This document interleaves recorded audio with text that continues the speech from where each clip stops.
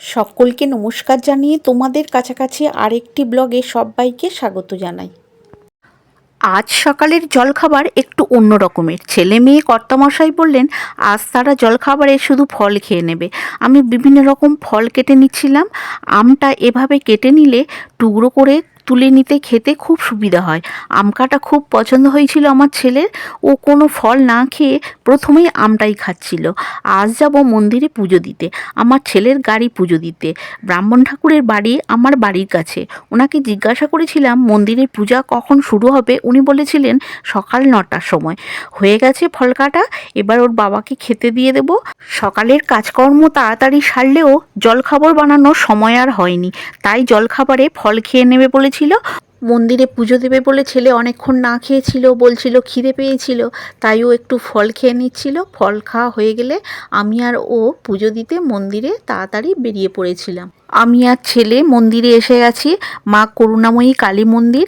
আমরা মন্দিরে এসে দেখলাম পুজো শুরু হয়ে গেছে, আর ঠাকুরমশাই বললেন সমস্ত রেডি রাখতে, তারপর উনি এসে পুজো করবেন। ফল, মিষ্টি, নারকেল, ফুলের মালা, সিঁদুর, পূজার সমস্ত সামগ্রী আমি তাড়াতাড়ি সাজিয়ে নিচ্ছিলাম।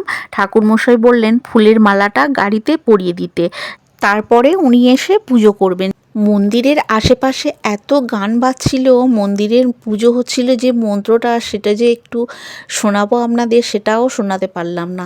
ছেলে ফুলের মালাটা নিয়ে গাড়িতে পরিয়ে দিল, তারপর ঠাকুরমশাই এসে পুজো শুরু করে দিয়েছিল।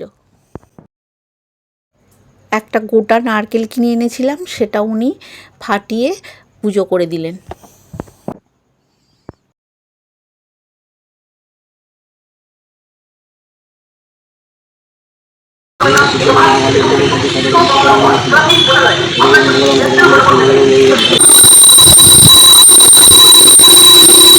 চলুন, গাড়ি পুজো হয়ে গেছে, ঠাকুমশাইয়েরও পুজো হয়ে গেছে। ছেলে ধূপ বাতি দিয়ে মাকে আরতি করে গাড়িতে আরতি করে দিল। চলুন, হয়ে গেছে।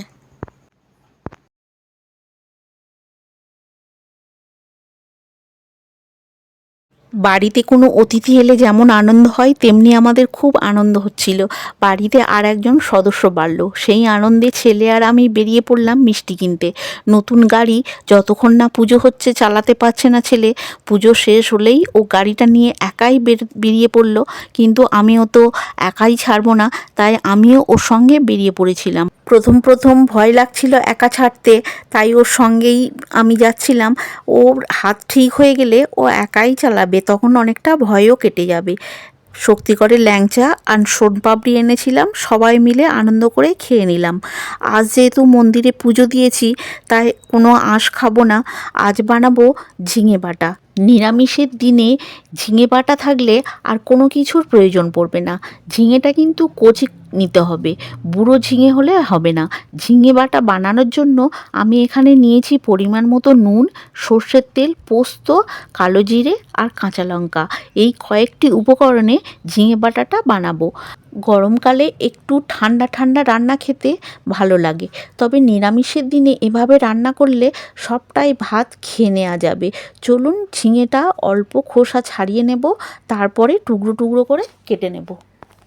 ঝিঙেটার খোসা ছাড়িয়ে নিয়েছি, আর এইভাবে ছোট ছোট টুকরো টুকরো করে কেটে নেব।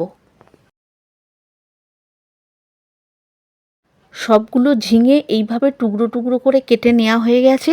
এবারে একটা মিক্সার জারের মধ্যে টুকরো ঝিঙেগুলো দিয়ে একটা পেস্ট বানিয়ে নেব। আপনারা এই ঝিঙেটা শিলবাটায়ও বেটে নিতে পারেন। ঝিঙেটার পেস্ট বানানো হয়ে গেছে, আর একটা মিক্সির জার নেব। সেই জারের মধ্যে দেব 2 চামচ পোস্ত, 1 চামচ কালো জিরে, আর দেব 4টে কাঁচা লঙ্কা, আর সামান্য জল দেব, দিয়ে মিহি করে একটা পেস্ট বানিয়ে নেব। ওভেনে কড়া বসিয়ে 2 চামচ সর্ষের তেল দেব। তেল গরম হলে 1 চামচ কালো জিরে দেব। একটু নাড়াচাড়া করে নিয়ে 2টো কাঁচা লঙ্কা চারা দেব। আগে থেকে বানিয়ে রাখা মিক্সির জারের ঝিঙের পেস্টটা তেলের মধ্যে দিয়ে দেব। প্রথমে ফ্লেমটা হাইতে দিয়ে রাখবো, তারপরে লোতে দিয়ে নাড়াচাড়া করে নেব। ফ্লেমটা লোতে দিয়ে একটু সময় নিয়ে পেস্টটার জল শুকিয়ে নিতে হবে। অনবরত নাড়াচাড়া করতে হবে, নইলে তলায় ধরে যেতে পারে। ঝিঙের মধ্যে যে জল থাকে সেটা পুরো শুকিয়ে গেছে আর কেমন কড়া থেকে উঠে আসছে দেখুন, প্রায় হয়ে এসছে। এবারে স্বাদ মতো নুন দিয়ে দেব।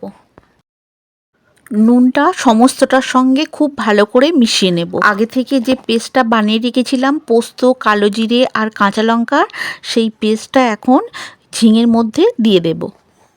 এখন ফ্লেমটা লো ফ্লেমে রাখবো আর সব উপকরণ খুব ভালো করে মিশিয়ে নেব। 3 মিনিট ধরে নাড়াচাড়া করে নেব। নিরামিষ দিনে এইভাবে আপনারা একবার রান্না করে নিতে পারেন, আশা করি সকলেরই ভালো লাগবে। আপনি আমার চ্যানেলে নতুন বন্ধু হয়ে থাকলে আমার চ্যানেলটাকে সাবস্ক্রাইব করে নেওয়ার অনুরোধ রইল। আর পাশে থাকা বেল আইকনটি অবশ্যই প্রেস করে দেবেন। ব্যাস হয়ে গেছে। এবারে গ্যাসের ফ্লেমটা অফ করে দেব। 2 চামচ সর্ষের তেল ওপর দিয়ে ছড়িয়ে দেব। তেলটা খুব ভালো করে মিশিয়ে নেব সমস্তটা ঝিঙেটার সঙ্গে। গরম গরম ভাতের সাথে অসাধারণ খেতে লাগে। আপনারা এভাবে অল্প সময়ে বানিয়ে নেবেন, দুর্দান্ত খেতে লাগে। মাছ মাংস যখন একঘেয়েমি লাগবে তখন এই রকম দারুণ স্বাদের ভর্তা বানিয়ে নিতে পারেন, অসাধারণ খেতে লাগে। চলুন হয়ে গেছে, ছেলেকে খেতে দিয়ে দিই। কি বানিয়েছো সবুজ মতো? খেয়ে দেখ, খুব ভালো লাগবে। ঝিঙে ঝিঙে দিয়ে বানিয়েছি, ঝিঙে বাটা, পোস্ত আছে। দেখি লঙ্কাটা দাও দেখি। ঝিঙে পোস্ত বাটা, খেয়ে দেখ, খুব ভালো লাগে। খেয়ে বল কেমন হয়েছে।